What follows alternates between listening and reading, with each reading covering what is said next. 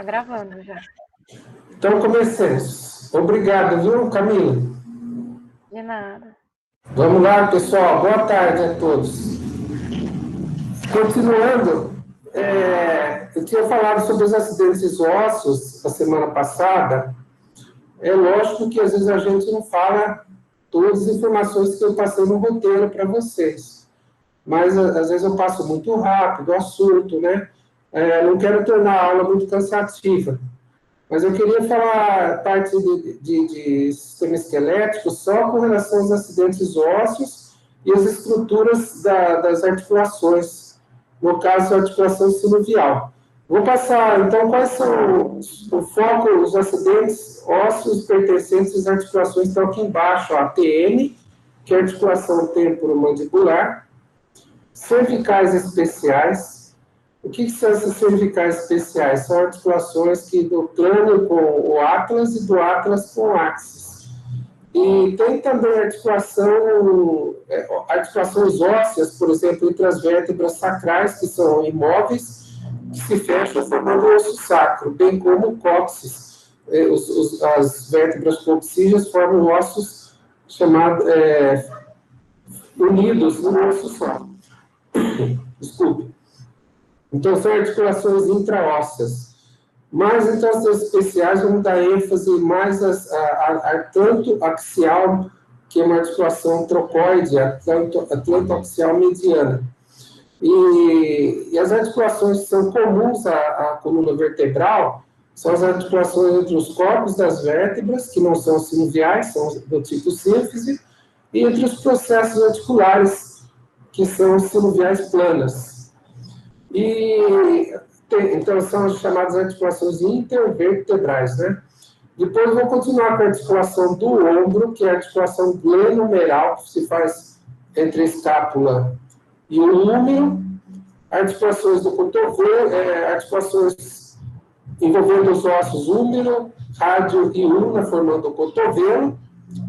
E depois, as articulações entre rádio e ulna e os ossos do carpo, que compreendem o punho. Tudo bem, gente?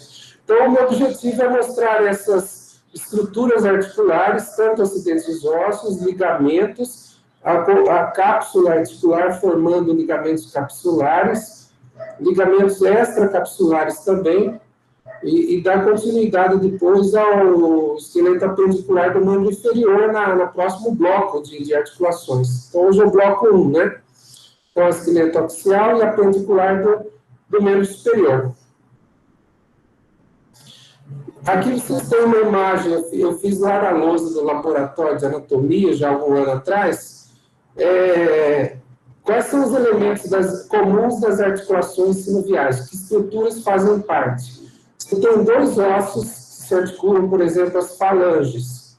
Falange proximal, média e distal, né?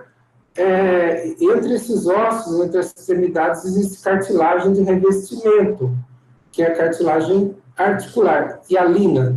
Essa cartilagem que reveste a superfície dos ossos. Constitui, então, a sinovial também a cápsula articular, formada pela membrana que está aqui em vermelho, em giz, né, giz vermelho, e por fora, essa membrana sinovial é revestida por um tecido conjuntivo que forma, junto com a membrana sinovial, a cápsula articular. Então, a camada externa é fibrosa, e a camada interna é a membrana sinovial, que é celular, basicamente celular, onde o líquido sinovial é enviado para o interior o líquido produzido na membrana é enviado para essa cavidade articular. Então, o que se chama líquido sinovial é sinóvia, é sinônimo de líquido sinovial. Líquido sinovial sinóvia lembra a palavra ovo. Então, clara do ovo tem uma proteína que dá uma viscosidade semelhante ao líquido sinovial ou sinóvia. É a albumina, é uma das proteínas da clara do ovo. Então, você pode observar aqui que existem outras estruturas, depois em outras articulações, esse desenho aqui de baixo, por exemplo, disco ou menisco, que ocorre, por exemplo, em algumas articulações, ou poucas articulações, ATM, articulação acromioclavicular, externo-clavicular, e no joelho, particularmente, é chamado de menisco. É uma estrutura de fibrocartilagem, muitas vezes em forma de meia-lua ou de um disco, que não apresentam o aspecto de meia-lua. E essa estrutura menisco, ou disco articular, tem a função de proteção e de se amoldar as superfícies que se articulam para torná-las congruentes. Muitas vezes, superfícies ósseas não são congruentes, são arredondadas, por exemplo, e precisam que haja um encaixe melhor entre as superfícies que se articulam. Então, essa congruência é permitida pelo disco ou menisco. Entre outras funções, o menisco também é a função de absorver o impacto, né, na deambulação, por exemplo, lá no joelho. E também a função lubrificante da sinóvia, né? Além de função nutritiva para a cartilagem, para o menisco, tem essa função de lubrificar e permitir o deslizamento das superfícies que se articulam e impedir também o desgaste da cartilagem articular. Então, existem várias, na verdade, estruturas intracapsulares, incluem também ligamentos, chamados de intra- ou capsulares ou intraarticulares, inclui bolsa sinovial, inclui membrana sinovial formando bolsas ou pregas sinoviais. E aqui está a sinóvia dentro da bolsa, ou mesmo até gordura, que é o caso específico da articulação do joelho, também tem uma gordura abaixo da patela, gordura infrapatelar. Ainda podemos, então, no outro esquema aqui à direita, vocês veem, então, algumas articulações. No membro superior, nós temos uma articulação sinovial no complexo do ombro, formado pela clavícula, escápula, articulação acromioclavicular, uma sinovial plana, não tem eixo definido, portanto, é anaxial. A articulação esferoide é triaxial, articulação do ombro, que tem também no membro inferior, no quadril, no osso do quadril com o fêmur. E essa articulação triaxial permite movimentos em dois eixos, ou melhor, em 3 eixos ou até mais eixos, também chamado de poliaxial. E depois tem a articulação do cotovelo, que é uma sinovial composta, porque envolve 3 ossos, que é o húmero, rádio lateralmente e una medialmente, que se articulam com as estruturas do húmero, que eu mencionei na aula passada, esses dentes ósseos, que é a tróclea e o capítulo, formando a articulação húmero-unar, a articulação húmero-radial, depois, entre as epífises proximais da una e rádio, a articulação radionar. A radio-unar é trocoide, a húmero-unar é gínglimo, e a húmero-radial é esferoide, porque tem uma poliaxial como a articulação do ombro também, que é chamada de glenomeral, a do ombro, né? Então, nós falaremos um pouco mais sobre essas articulações nos próximos slides. Aqui, olha, pegou isoladamente 2 vértebras, o atlas e o axis.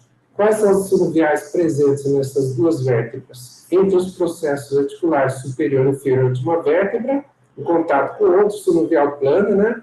Sem eixo definido, ou anaxial, e do dente com o arco anterior do atlas, formando uma articulação de tipo pivô, em que uma vértebra desliza sobre a outra em movimentos rotatórios, rodando a cabeça, portanto, para a direita e para a esquerda. Então, trocoide, articulação atlantoaxial, monoaxial, um eixo só, que é o eixo longitudinal que orienta esse movimento. A articulação elipsóide se faz aqui da mandíbula, da estrutura chamada de cabeça da mandíbula com o osso temporal, que recebe a cabeça, e é uma escavação chamada fossa mandibular. Nós vamos tratar logo a seguir. Então, uma articulação elipsóide é multiaxial por quê? Porque ela pode executar movimentos de deslocamentos para o lado da mandíbula, para os lados à direita ou à esquerda, ou ainda deslocamentos para frente e para trás. Tá? E bem como deslocamentos de abertura e fechamento da boca, ou seja, a mandíbula desce, deprime, ou a mandíbula ascende ou sobe, fechando a boca e unindo os dentes, da maxila com a mandíbula. Portanto, vocês devem sempre ter noção dos movimentos, o eixo de rotação, esse vertical, longitudinal, o eixo de anterior-posterior, onde ocorrem os movimentos de adução e abdução, adução, aproximação, abdução, afastamento, e eixo de flexão, extensão, é o eixo transversal, esse aqui perpendicular ao eixo sagital, que é anterior-posterior, né? O transversal, o sagital e o eixo longitudinal, esse de rotação. Então, iniciando aqui, ó. A articulação temporomandibular,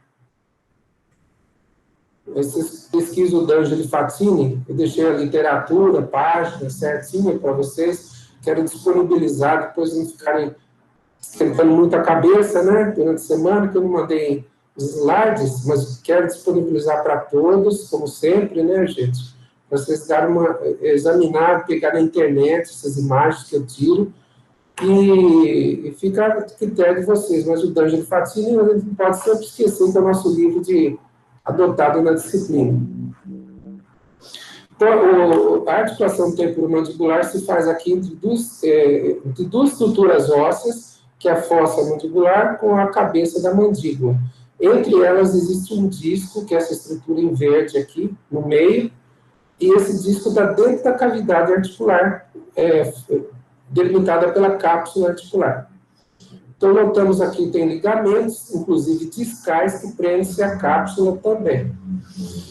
Essa articulação se movimenta graças à participação de músculos da mastigação. Aqui, músculo chamado pterigóide lateral, tem duas porções, superior e inferiormente, e o pterigóide medial, e também existem ligamentos que estabilizam a articulação. Quais são esses ligamentos? Aparece aqui dois, ó. O esfenomandibular, esse aqui, está escondido atrás do ramo da mandíbula, faz uma secção da mandíbula ao nível do ramo, ligamento esfenomandibular, esse aqui, e o ligamento estilomandibular, são os ligamentos, então, extracapsulares, que dão estabilidade e mantêm unidos esses dois ossos, temporal e mandíbula. Vou falar ainda um pouquinho mais desses ligamentos à frente. Então, olha só, aqui está em destaque o osso temporal, a fossa mandibular. Essa fossa mandibular tem um revestimento de cartilagem também.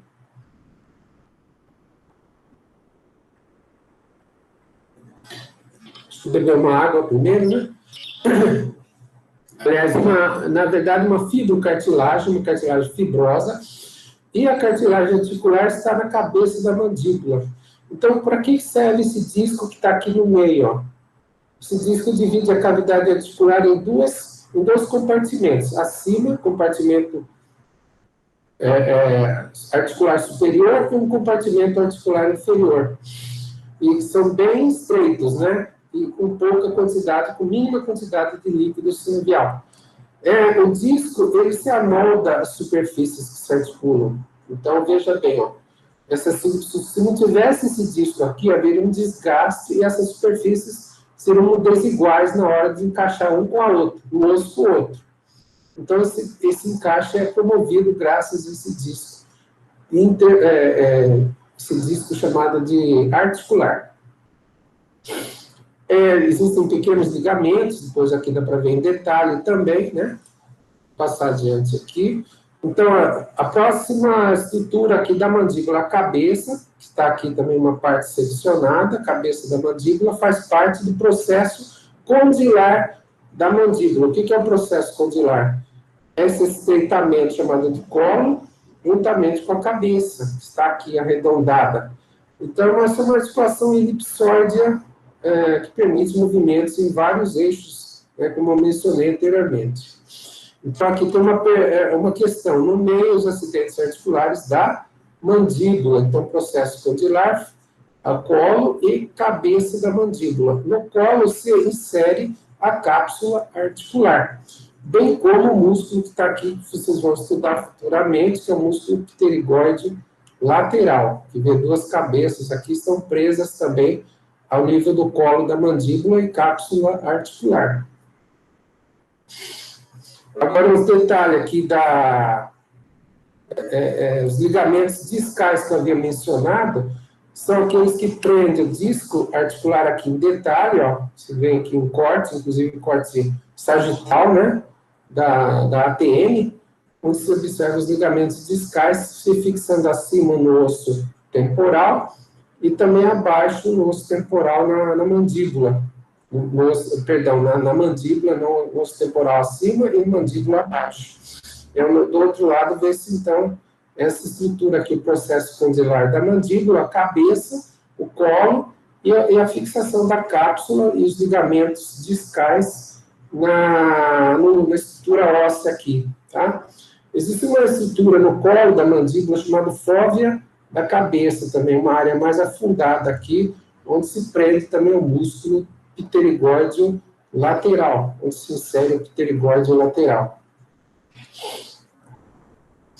Tem outra observação aqui, o disco articular aqui está seccionado para observar também a cavidade articular, aqui a cartilagem, fibrocartilagem de revestimento da fossa mandibular, superiormente, né? E aqui do lado direito se vê a cabeça com revestimento de cartilagem, tá? Hialina. Portanto, as duas cartilagens e a fibrocartilagem do osso temporal não se tocam, graças a esse disco articular que previne o desgaste aí das duas superfícies articulares.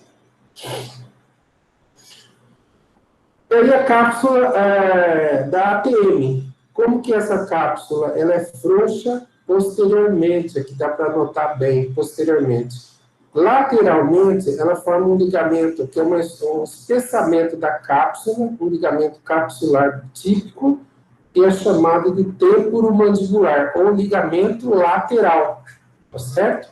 Então, a função desse ligamento é justamente manter firmemente unidos os dois ossos, o temporal com a mandíbula, impedir o deslocamento posterior da mandíbula, né? Então, faz o bloqueio desse deslocamento posterior, de forma a impedir que a mandíbula sofra uma luxação ou acaba rompendo estruturas ósseas vizinhas aqui no osso temporal, que nós vamos ter aqui o meato acústico externo, né? Processo mastoide, processo estiloide aqui.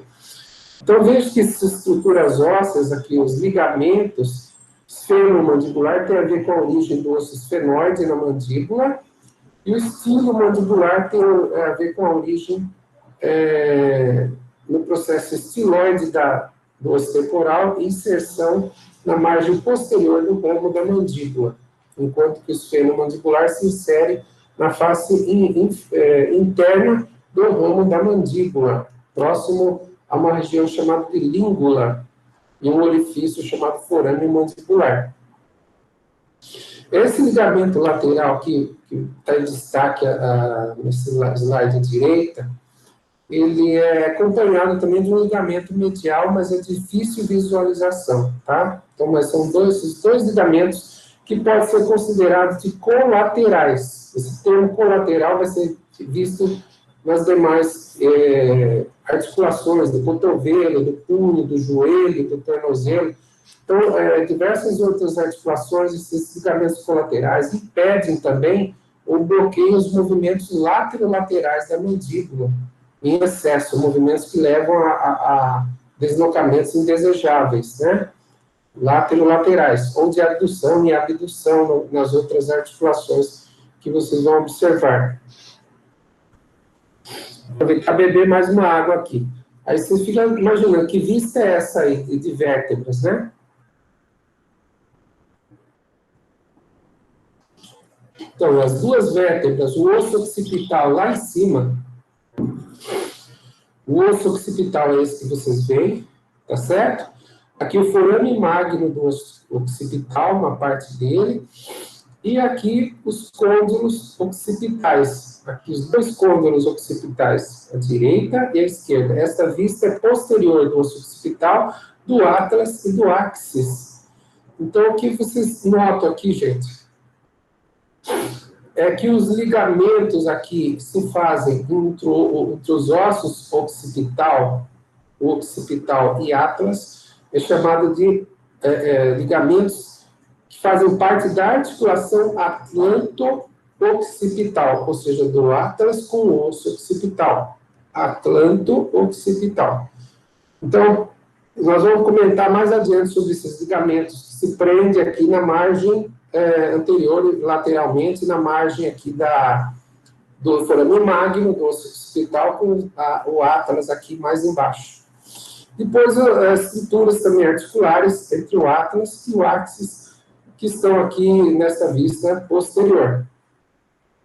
Então, que tipo de articulação essa atlanto-axial lateral? A sinovial plana, depois a outra mediana, é chamada de é uma articulação do tipo trocoide, a sinovial trocoide, né? A sinovial plana é um movimento de deslizamento entre os processos articulares, não só dessas duas vértebras, aqui atlas e axis, mas das demais vértebras. Aqui, no caso, a articulação atlanto-occipital, que é vista pintada em verde, não é sinovial plana, perdão, se eu falei aqui mostrando, né? Essa articulação é do tipo elipsoidea, certo? Elipsoidea. Ou seja, dois côndilos mais a face articular superior da primeira vértebra cervical. Beleza, gente? E quanto que as demais, entre os processos articulares de uma vértebra com a outra, aí sim é sinovial plana.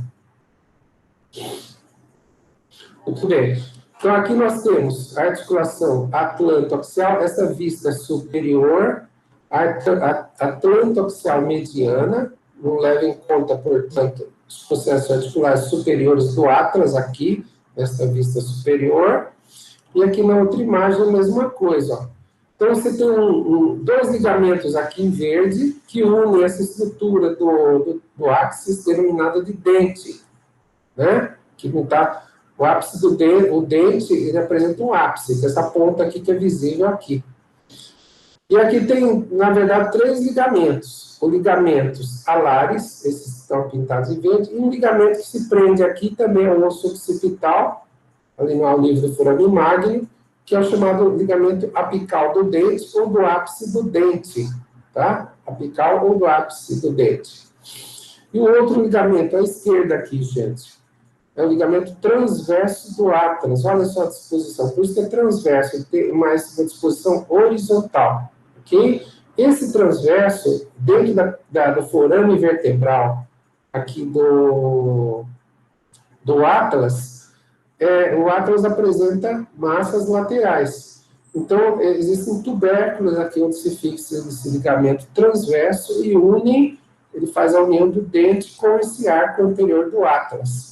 E essa união se faz também por cartilagens que revestem tanto o arco quanto cartilagem articular no dente do áxis.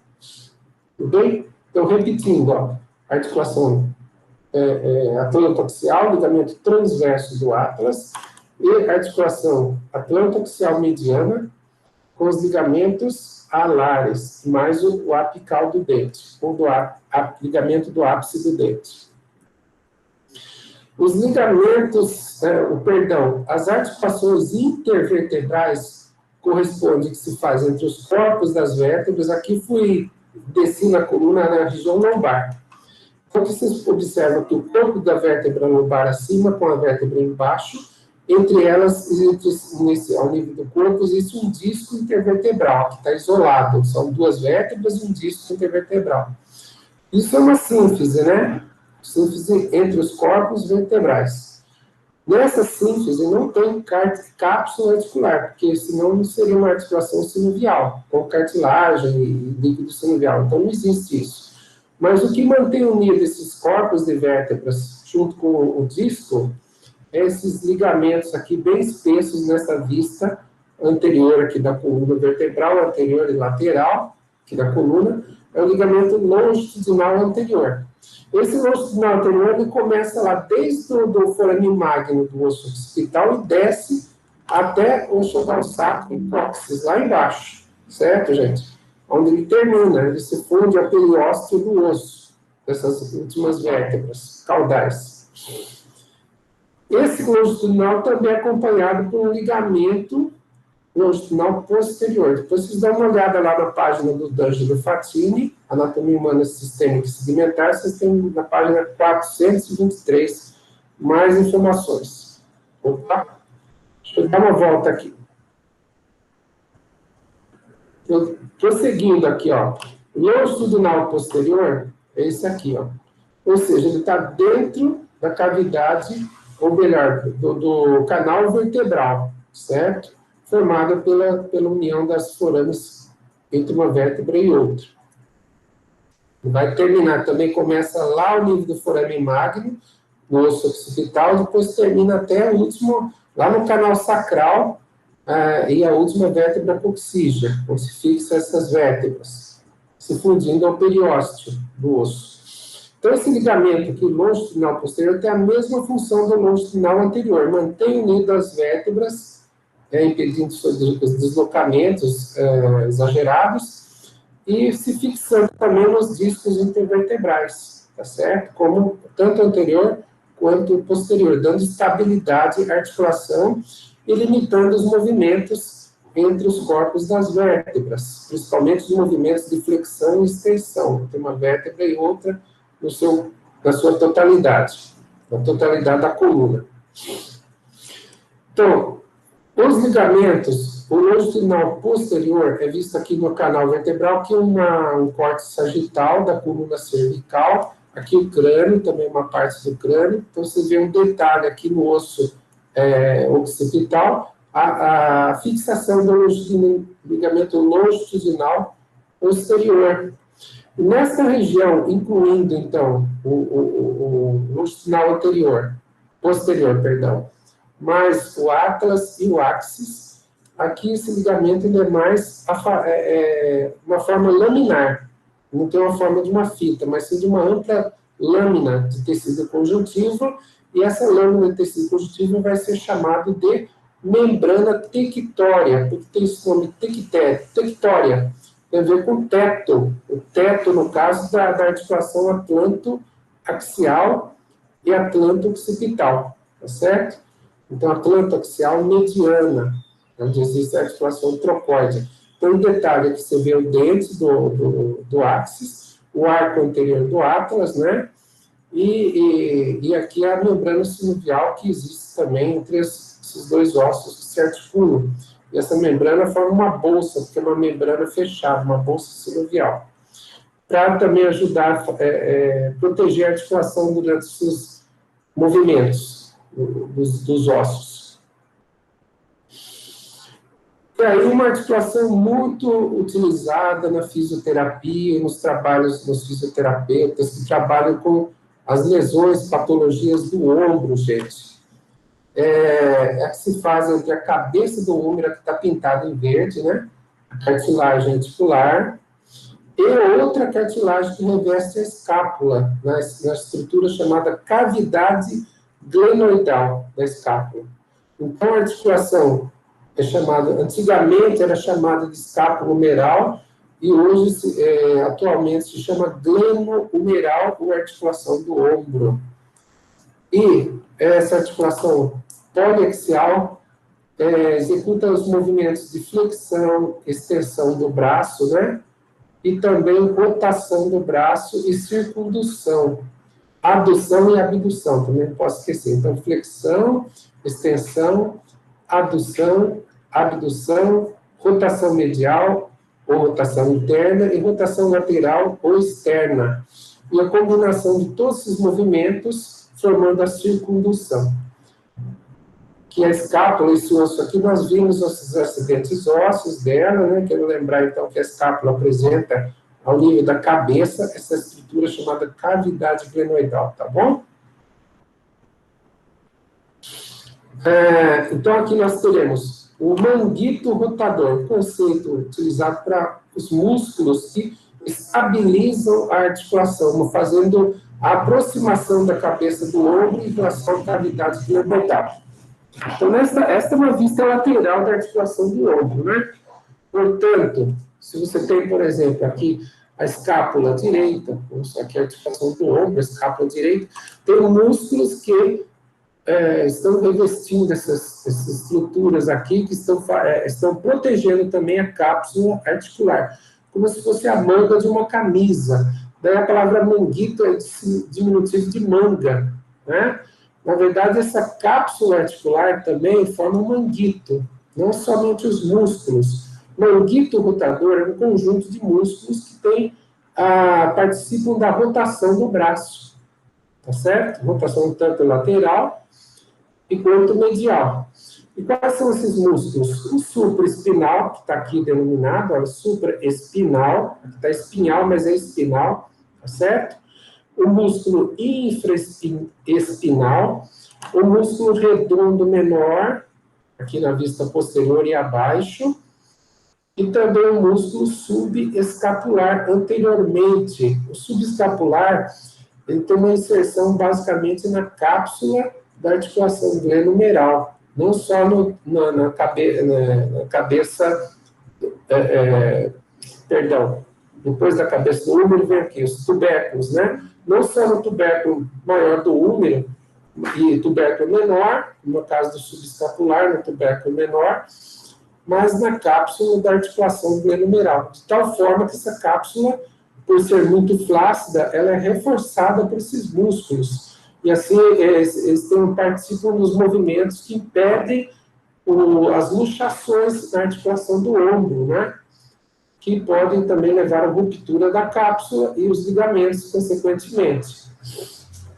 Então, os ligamentos capsulares são 3 na cápsula, são na vista anterior da cápsula articular, reforçam, são 3 faixas, como se fosse uma letra Z, em zigue-zague, assim. Superior, ligamento glenohumeral superior, ligamento glenohumeral médio e ligamento glenohumeral inferior, está aqui, ó.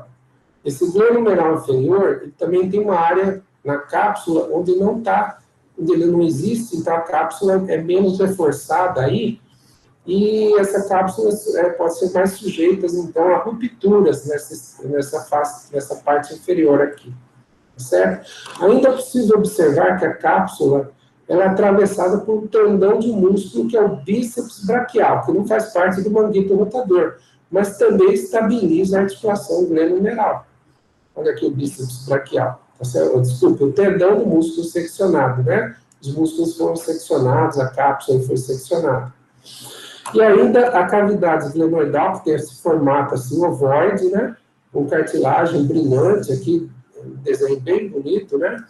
Onde pode-se observar aqui que uma estrutura cartilagínea ou cartilaginosa é chamada de lábio glenoidal, que contorna aqui a cavidade glenoidal, se prende ao osso. Essa estrutura cartilaginosa, ela também se funde à cápsula, se adere à cápsula. E a função desse lábio glenoidal é justamente também ajustar, aumentando a superfície de contato da cabeça com o húmero com a cavidade glenoidal, certo? Então, esse anel aqui é o lábio, ou labrum, que é do latim, né? Labrum da glenoide da escápula, ou lábio glenoidal, tá certo? Aqui, alguns termos aqui não se usam mais atualmente, esse termo labrum da glenoide, tá certo, gente? O outro músculo que seria, até dá para ver aqui, está seccionado, é o tríceps braquial, também tem origem na cápsula, olha só, cabeça longa do tríceps braquial aqui, ó. O único músculo que não faz parte do manguito rotador é esse que está chamado de redondo maior, tá certo? Redondo maior. Embora ele participe da rotação medial juntamente com o subescapular. E os ligamentos glenohumerais estão em destaque. Para quem não chegou na figura anterior, olha que bonitinho, está aqui, ó. Glenohumeral superior à esquerda, glenohumeral médio, tudo bem? E o glenohumeral inferior, olha só, bem espalhado, né? Esse glenohumeral inferior, bem mais amplo. Mas nem por isso essa cápsula é resistente na face posterior, ela pode se romper, inclusive, tá? Por falta de ligamentos de reforço aqui. Então, anteriormente, glenohumeral superior, glenohumeral médio e ligamento glenohumeral inferior. São 3 ligamentos capsulares, não é? Outra coisa, gente, que dá ainda para mostrar aqui, não está muito destacado, é que tem estruturas aqui, o acrômio aqui em cima, tá vendo? Ó, o acrômio da escápula, nessa figura do meio, tá vendo as três figuras. O acrômio apresenta esse formato nessa vista lateral, e dele parte aqui um outro ligamento que se prende ao processo coracoide, o chamado ligamento córaco-acromial. E superiormente também tem um ligamento chamado córaco-meral, que se adere também à cápsula articular. Córaco-meral, córaco-acromial, esse de cima, tá certo? Formando o arco córaco-acromial, que protege a articulação, também impede o deslocamento da cabeça do úmero para cima, né? Bloqueando esse movimento. Embora são ligamentos extrínsecos aí da cápsula articular, não é? Córaco-acromial e córaco-humeral. Depois tem, então, aqui um destaque, o córaco-acromial, esse aqui, tá certo? E tem uma parte da bolsa sinovial, que é chamada bolsa subacromial, tá? Nessa região. Essa aqui é clinicamente importante, porque nas bursites, frequentemente ocorre lesão dessa membrana sinovial, aqui dessa bolsa, e aí fica inflamado, isso aqui produz muita dor, tá certo? E o tendão do músculo supraespinal também atravessa aqui, e pode dar atrito nessa bolsa aí e dar lesões também. Então, com destaque aqui, ó, a imagem da direita, aqui a figura do néter, do átrus do néter, onde se observa, além dos 3 ligamentos capsulares, aqui nessa vista anterior, certo? A inserção dos músculos subescapular, do supraespinal, não é? Nesta vista. E os ligamentos acessórios, aqui o córaco-acromial, os ligamentos córaco-claviculares, que prendem-se à clavícula, aqui numa vista da clavícula, também a articulação acrômio-clavicular, faz parte tudo do complexo da articulação do ombro. A cápsula articular, além de ser perfurada pelo tendão do bíceps braquial, que passa aqui no sulco intertubercular, não é? Entre as duas cristas do tubérculo menor e tubérculo maior do úmero, nesta região, os tubérculos maior e menor do úmero, fechados pela cápsula articular, apresentam um ligamento aqui, ó, chamado transverso do úmero. Então, a função desse ligamento transverso é fazer a fixação do tendão do bíceps braquial, cabeça longa, mais a membrana sinovial intertubercular. Então, a cápsula articular, entre os ligamentos glenomerais, também não apresenta esses reforços, então é mais fina, e pode ver um extravasamento da bolsa sinovial nesses pontos aqui, formando também outras bolsas entre o músculo subescapular e a cápsula aqui apresentando, né? E aqui um destaque bem grande, a bolsa subdeltoide, porque a bolsa subacromial está embaixo do acrômio, também do ligamento córaco-acromial, tá vendo aqui, ó? E a bolsa, então, é essa aqui. Mas aí ela se continua também, se exterioriza em direção embaixo do deltoide aqui, que aparece aqui, o músculo deltoide. Foi seccionado, né? O músculo deltoide. Então, a bainha sinovial é a continuação dessa bolsa, formando aqui a sinovial intertubercular, entre o sulco intertubercular, que contém o tendão do bíceps braquial, e aqui o ligamento transverso do úmero. E passamos agora para a articulação do cotovelo. Articulação do cotovelo. Vou tomar mais uma aguinha. Agora são 2 horas e 45 minutos. Enquanto vocês vão examinando aqui algumas estruturas, então estão denominados os acidentes articulares do úmero, do rádio e da ulna, né? Vou tomar uma água aqui.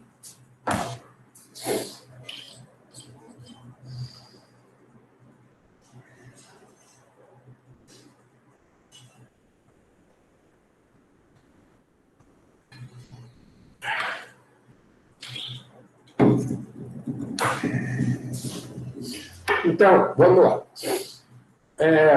A articulação do cotovelo se faz com essa estrutura cabeça do rádio, que está aqui encoberta pelo ligamento, ou ligamento, e essa estrutura aqui, o capítulo do rádio. Desculpe, capítulo do húmero, cabeça do rádio, com capítulo, essa estrutura aqui saliente, arredondada. Mas a tróclea do húmero aqui, ó. Tróclea que se articula com a cisura troclear na una. Então, é uma articulação chamada sinovial composta, porque não só envolve o húmero, una, e húmero e rádio, né? E o rádio e a una. Então, 3 ossos distintos, com as suas superfícies articulares. Então, nós teremos a gínglimo, a articulação do tipo gínglimo, que é húmero unar, a articulação radionar, que é trocóidea, e a articulação húmero-radial, que é sinovial esferoidea, embora não é típica, uma esferoide é típica como a do ombro e a do quadril, né? Pois bem, então a cápsula foi removida aqui dessa articulação e permanecem os ligamentos que reforçam essa cápsula. Quais são esses ligamentos? Os chamados ligamentos colaterais, aqueles que eu mencionei lá, o ligamento lateral da ATM, né? Lateral e medial são colaterais. Então, o que é colateral? É que está ao lado, certo? Ao lado externo, ou lado de fora, e do lado de dentro, interno, né? Então, lateralmente, é o colateral radial, perfeito? E medialmente, ou internamente, colateral ulnar. Colateral ulnar, colateral radial. Qual a função desses ligamentos? Impedir deslocamentos, porque o húmero não, essa articulação húmero ulnar não faz movimentos de adução e abdução, então graças a esses ligamentos também colaterais, né? Bem como a cabeça do rádio com o capítulo do húmero. E tem um terceiro ligamento aqui que tem uma disposição horizontal de fibras aqui, ó, que une também um colateral à direita com, ou melhor, lateralmente e medialmente. Esse ligamento aqui é chamado anular do rádio, anular. Forma um anel, anular é anel, né? E está ao nível do colo do rádio, não só fechando, passando pela cabeça do rádio, mas também envolvendo o colo do rádio. Inferiormente, esse ligamento não se prende diretamente ao rádio. Existe a membrana sinovial que forma um recesso embaixo desse ligamento anular do rádio. Bom? E aqui, entre rádio e una, na parte média, é possível observar a membrana interóssea, que já é uma sindesmose, e que acompanha os movimentos de rotação do rádio e da una, né? Da extremidade proximal e distal do rádio e una.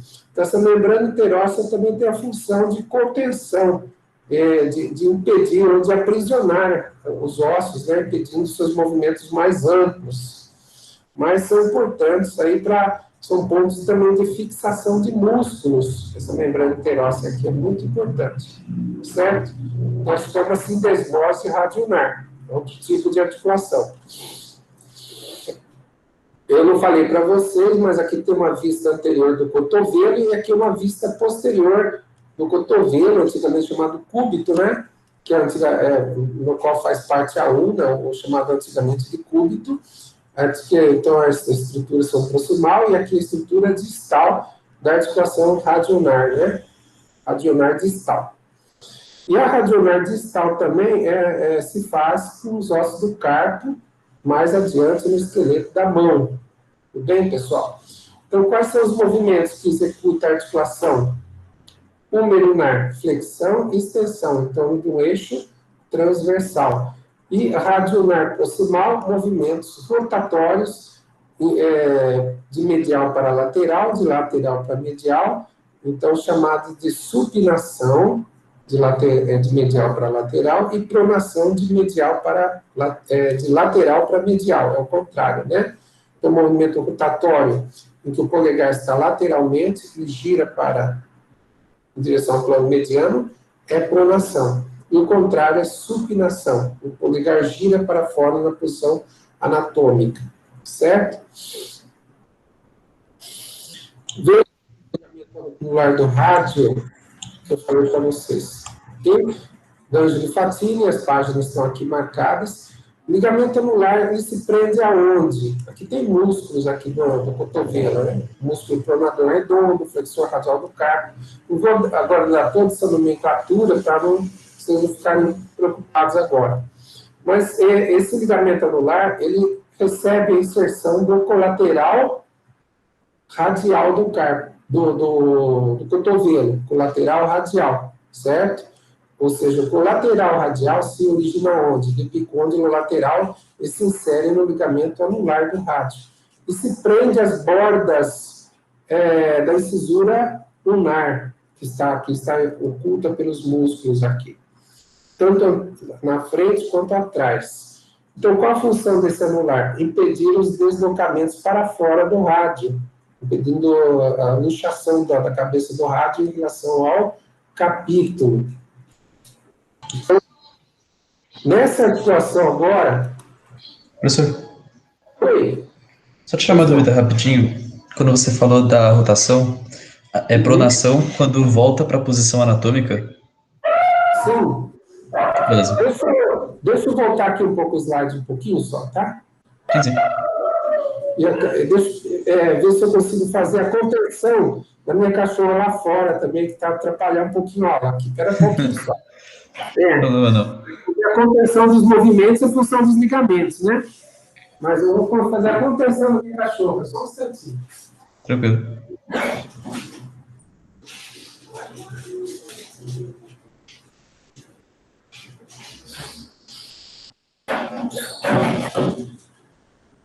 Quem está falando, por favor? Quem falou comigo? Seu Gabriel. Oi? Seu Gabriel. Então, a dúvida que eu tenho, professor. Gabriel Iani? É isso mesmo. É o Gabriel Iani? É? Alô? Sim. É mesmo. Ah, tá, Gabriel. Então, deixa eu voltar aqui, Gabriel. Você falou, ficou em dúvida em movimentos, né? Você está vendo essa posição do rádio e da una, está conseguindo enxergar? Sim, todo. Beleza? Então, os ossos estão alinhados aqui, não estão? Paralelos um ao outro. Esse movimento aqui é de supino. Tá? A partir do momento que o rádio, a partir da cabeça, incluindo também a extremidade distal, ele roda em relação à una, né? Tem um eixo de rotação aqui longitudinal, tudo bem? Entre os dois ossos. Então, se ele cruza para frente da una aqui, ó, quando faz rotação, ele tem um movimento o quê? De pronação. Aí, quando faz a volta, ou seja, de medial para lateral, eu tenho essa situação que você está vendo na imagem aqui. Tudo bem? Na aula passada, eu tinha mostrado, inclusive, um rádio una supinado e pronado, viu? Depois você dá uma recapitulação, tem uma imagem lá, tá bom, Gabriel? Tudo bem? Sim, tudo. Então tá bom. Obrigado. Olha, então a articulação radiocarpal é uma articulação também sinovial composta, porque nós temos a extremidade distal do rádio da una, olha só, radionar distal, e também classificado como trocóidea, como radionar proximal, embora não tipicamente, uma articulação os movimentos de rotação são mais limitados nesse nível. Agora, nos interessa ver, então, a radiocarpal. A articulação radiocarpal é elipsoide. Então, vocês têm uma estrutura aqui, o elipse, ó, representado pelos ossos da fileira proximal do carpo. Quais são esses ossos? Escafoide, semilunar, piramidal e pisiforme. Tudo bem? Recapitulando o nome, né, dos ossos do carpo. Trapézio, trapezoide, capitato, amato, são os ossos da fileira distal. Então, aqui você tem outras articulações entre a fileira proximal e a distal também, que são os ossos do carpo, né? Mas não pertencem essencialmente ao punho. O que chama de punho é radiocarpal. Agora, tem o uno articulando-se mais próximo com o osso piramidal. Então, uma articulação unocarpal. E aí, os ligamentos dessa articulação vão ter basicamente os mesmos nomes dos ossos que se articulam, né? O do carpo, com o rádio e assim por diante. Una, tudo bem? Então, nós vamos ver esses ligamentos mais à frente. E aqui os ligamentos são, então, vista muito longe, né? Mas dá para ter uma noção. Vista anterior também, eu não falei aqui é a vista anterior. É a vista anterior, mas tem a posterior, onde os ligamentos existem. Os ligamentos capsulares são chamados de radiocarpais. Então, radiocarpal palmar, por exemplo, aqui, e unocarpal também palmar. Assim como na vista posterior, você tem os radiocarpal dorsal e unocarpal dorsal. Entre esses ligamentos palmares e dorsais, existem lateralmente voltado para o polegar, aqui o dedo polegar, esse aqui, né, o primeiro dedo, o ligamento colateral radial do carpo. Aqui está denominado punho, mas é carpo, viu, gente? E o outro ligamento é colateral ulnar do carpo. Tudo bem? A palma da mão, os ligamentos carpais, também são mantidos por um retináculo. Essa estrutura aqui é uma bainha fibrosa, também, que une ossos do carpo aqui. Tá certo, gente? Então, esse retináculo aqui, chamado dorsiflexores, é onde passa o tendão de músculos que vão flexionar, músculos que flexionam o punho, também as articulações do metacarpo com as falanges e entre os ossos das falanges, né? Proximal, médio e distal. No caso do polegar também tem ligamento, tem músculos aqui que vão fazer outros movimentos, que não só flexão e extensão, mas também adução e abdução. Adução e abdução do polegar. Tá? Esses movimentos também se fazem do segundo até o quinto dedos, adução e abdução. O que é abdução? Afastamento dos dedos em relação a esse terceiro dedo aqui. Quando aproxima, aduz os dedos. Quando afasta, abduz. Então, todos esses músculos, sejam eles flexores, adutores, extensores, abdutores, todos esses músculos, eles dependem da participação de estruturas fibrosas, como os retináculos flexores, que ajudam a manter os tendões unidos, para que não se desloquem nos movimentos indesejados, que a articulação permite. Mas aqui nós vamos dar ênfase agora aos ligamentos do punho. Então, colateral ulnar do carpo. Esse ligamento tem origem da onde? Da cabeça da una, olha só, a cabeça da una aqui. Processo estiloide, essa pontinha aqui, vista na vista posterior. Essa aqui é uma vista palmar ou anterior da mão. O outro processo aqui visível é chamado processo estiloide do rádio, né? O processo estiloide da unha, do rádio, a face articular carpal no rádio e a face articular inferior na una também, voltada para os ossos do carpo. Então, qual a função desse ligamento aqui? Provavelmente, pela disposição dele, é impedir o deslocamento de abdução da mão. O que é a abdução da mão? Quando a mão faz aquele movimento de tchau, né? Vou dar um tchauzinho. O polegar, ele gira para o lado aqui, ó. Para o lado ou para fora. Então, esse movimento é restringido por esse colateral ulnar do carpo. Okay? Aonde que ele se fixa aqui no carpo? Aqui o osso pisiforme é o osso piramidal. Tudo bem? Quero relembrar, inclusive, que o colateral ulnar, lá do cotovelo, né? Também tem a mesma função de restringir o movimento de abdução.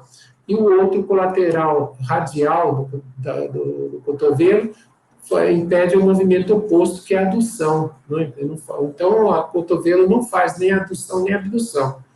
É a mesma coisa aqui. Então, o colateral ulnar do carpo impede a abdução, e o outro colateral que nós vamos ver depois é o colateral radial do carpo, impede o quê? A adução. Que a adução é um movimento que a mão gira em direção ao plano mediano, tá? Aproximando o plano mediano do dedo mínimo. Então, afastando o dedo mínimo é a abdução. Tudo bem? Então, por favor, lembre das estruturas onde esses ligamentos colaterais se fixam. Lá no cotovelo, você tem epicôndilos, né? Epicôndilo medial associado à origem de que ligamento? Colateral ulnar. Epicôndilo lateral do úmero, colateral radial. Então, agora, esses ligamentos se repetem o nome deles, colateral ulnar, só que do carpo, não é mais do cotovelo. Então, nós temos, ó, colateral ulnar medialmente, na vista anterior, aqui os demais ligamentos aqui, colateral radial não está em destaque aqui, no carpo, mas está destacando aqui o retináculo dos flexores nessa vista anterior, e os ligamentos do radiocarpal, né? Radiocarpal palmar e o unocarpal palmar. E, na outra vista dorsal, tem os ligamentos também radiocarpal dorsal e unocarpal dorsal, mais os ligamentos colaterais. Aqui só para mostrar o ligamento radionar da articulação radionar distal, né? No caso, o ligamento radionar dorsal. Está em destaque aqui, tudo bem? Um dos ligamentos que reforçam essa articulação, mas não pertence à articulação radiocarpal, né? Sim a radionar. E aqui, para terminar também, os ligamentos do cotovelo radiocarpal palmar, olha só, nesta vista, terça disposição, desde o processo estiloide com o ligamento colateral radial do carpo, aqui, esse pedacinho. Então, essa seta aqui azul é radiocarpal palmar e radiocarpal dorsal, que é vista do dorso do punho, né? Dorso do punho. Então, aqui, novamente, ó, vocês estão vendo? A extremidade distal do rádio, processo estiloide, ligamento colateral radial aqui, tudo bem? Aqui não está denominado, mas está presente. E os ligamentos unocarpais são mais difíceis de visualizar, tanto dorsalmente, com o colateral aqui também, apresentando aqui no processo estiloide, até com a cabeça da una, até os ossos vizinhos do carpo, né, radiocarpal dorsal, nesta vista anterior e nesta vista posterior. Então, aqui o destaque é o ligamento colateral radial, veja só. Então, ele impede o deslocamento da mão em rotação ou desvio ulnar, ou seja, de lateral para medial. Já estou terminando, né, gente? D'Angelo Fatini, o livro nosso texto, eu coloquei o 2007, mas pode ser uma edição mais recente, de preferência mais recente, tá? Mas essa edição ainda eu utilizo. E esse aula de anatomia.com, novo site, né? Aí tem aqui o endereço.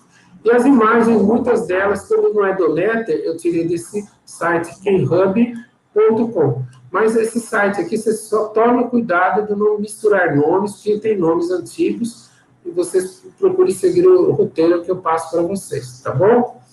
Eu espero que vocês tenham compreendido. Eu peço desculpas, às vezes, alguma falha técnica, e fiquem com Deus, viu? Agora são, pelo meu relógio, 3 horas e 4 minutos. Vamos dar um pequeno intervalo? Posso passar adiante, Camila?